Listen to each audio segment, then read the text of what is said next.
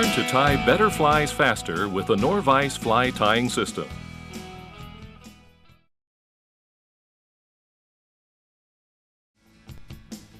Now let's take a look and see how this Nor-Vise fly tying system really works. First, I'm going to put a hook in the vise. Remember, we set the shank of the hook so it's level and even with the top of the jaws, just like that. We start out by explaining how we do thread work with the Nor-Vise. We'll attach the thread like so.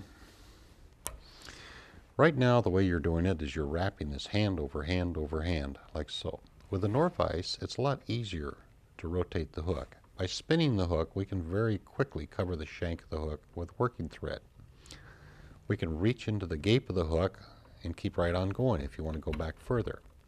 Now, if we make a mistake or change our mind, we can simply undo that by turning it the other way. Pull that thread off of here. Put it right back on the bobbin. Something that's kind of a subtle thing with the Nor-Vise system, very, very important to understand. Traditionally, we let our bobbin hang off the hook. If we turn the hook like this, it's going to wrap thread on there, like it's doing right now. Or if you go the other direction, it's going to unwrap the thread. We want to use the vise to apply materials such as this mylar tinsel. Okay, let's tie this tinsel on, like so. We'll cut a piece off. Now with a stationary vise, you can wrap this around like you're doing, hand over hand, and everything works pretty good. But if we turn the vise to wrap the tinsel, it's going to wrap thread on there at the same time, and that's not so good. With a Nor-Vise, it's different. We put our bobbin on the thread post. We hold the tinsel and we turn the hook like this. See how easy that is? It just does a perfect job. You can weave this back and forth if you want to go back further. We can also come back up to the front of the hook like that, lock it in place. Now the bobbin is over here, the hook is there, no problem. That automatic bobbin slides right up and ties it off. Okay, we're going to go over this. I'm going to go to the back of the hook. We'll just spiral bite back here. Leaving a little piece of tinsel on there. We stuff that down into the slot in the jaws. We're going to use that as a rib. So I'm going to put a dub body on. We're going to use some Antron. It's great stuff. Real easy to handle with a Nor-Vise. We just take a little pinch of Antron like this out of the bag. We don't use wax or loops or anything. We merely spin the vise, touch this to the thread, and you can see how the vise will pull that Antron onto your working thread, working just like a spinning wheel making yarn. Pull this off of here, and we use the vise to apply it to the hook. Very, very easy to do, and does a nice job. Pull that ribbing material out of there. We'll start by making a little winding check at the back. Run your rib up through there. Again, the bobbin comes over and ties it off. Now that's a whole lot easier than the way you've been doing it. Okay, let's trim that rib off. Next, I'd like to demonstrate how we handle delicate materials, in this case, some peacock herl. It's wonderful stuff. We use it for a lot of different patterns, but the stuff is real easy to break.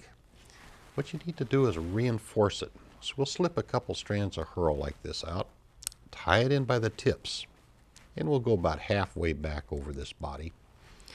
Just pull the ends off, secure it with a half hitch. To reinforce it, rather than twist this with a little bobbin or twister upper or something, bring your herl, your thread together, hold it straight out to the front, and let the vise spin it into a chenille. And then we use the vise like this to roll it on the hook. Now you can stop and spin it up more as you work your way forward like you just did there, and maintain that real nice uniform body that's very, very tough. Will not come apart. Okay. Finally, I'm going to take one of these hackle feathers here. I've got some saddle hackle here. Pop one of those little beauties out. Strip off a couple fibers from the end there and tie it in.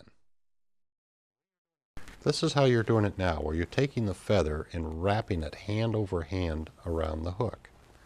You'll find that it's much easier with a Nor-Vise. What we do is put the bobbin on the thread post, hold the feather, and turn the hook. You see how uniform that goes on? Real quick, too. And you can run these things back and forth if you want to have a palmered hackle. Very easy to do. You can bunch it up in the front for your dry flies. By the way, palmering, traditionally we tie it in by the tip and then go forward. I prefer to start from the front for a couple reasons. What I'd like to do is get rid of that problem of twist. Here's what a typical palmered hackle looks like. Doesn't matter whether you start at the front or back, but it's a spiral of hackle from one end to the other. That spiral, when we're casting or pulling it through the water, works just like turbine blades, and that's what's twisting or spinning the fly, and that's why our leaders get all twisted. The way to beat it is come in from the front, put one spiral this way, turn and go back with another spiral in the opposite direction, like counter-rotating propellers. Won't twist up your leader. It really works. Now we can take this a step further. With a Nor-Vise, we can take our hackle and spin it onto our working thread like so, reinforcing it. Makes it much stronger. We can run that down, back up again, and you'll find that your flies are bulletproof. They just do not come apart. That's a better way to do it. Makes your flies more durable, they float better, and they won't twist up your leaders. One of the concerns a lot of fly tiers have with the Nor-Vise is because it's different, that it may not do certain things. I know when I first brought this thing out, and a lot of people says, well, you can't do little flies with it because the jaws aren't real pointy. Well, I'd like to do a little fly just to demonstrate that, yes, it is very possible. In fact, it's quite easy. We have a small hook in here right now. That's about a size 24 hook. We're going to start out by putting a thread base down. This is our working thread where we take and run it from one end of the hook to the other. We get to the point of the hook, we're going to have to weave that to get to the very back. That's because this ceramic tube, even though it's very small, won't go into the gape of that number 24. I'm going to strip a couple barbs off this hackle. I use these bright colors so we can see them. What I like to do is get a measurement, hold them by the tips, trim them to length. I bring them down on my side of the hook, bring the thread in very, very close with your bobbin, catch it with a soft loop. The next wrap in front of that rolls it right up on top. Now we can advance our thread. That's how you're going to fix tails and wings on these little tiny hooks with a Nor-Vise. Let's secure that with a half hitch. We use a little rabbit fur for a dub body on that. This is just some bunny fur. Take a little tiny pinch of fur. Give the vise a bit of a spin like so. Now you see how the dubbing is rather open and loose. For a nymph, this would be great, but on our dry flies, we'd like to have our dubbing tighter, what's called spiky or corded. The way we do that is we shorten up our thread, hold it, and when you give it a spin, you'll see how it just draws tightly down onto the working thread.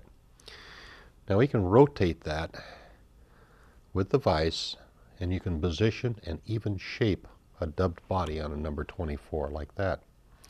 If you wanted to show off, I guess you could put wings on it.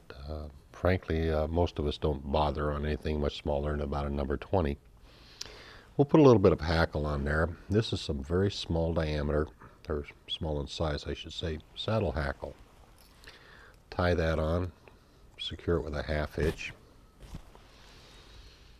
Now using the vise, I can very, very precisely locate that hackle right where I want it. Perfect.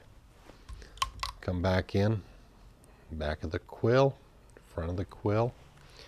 Secure that with a half hitch like so.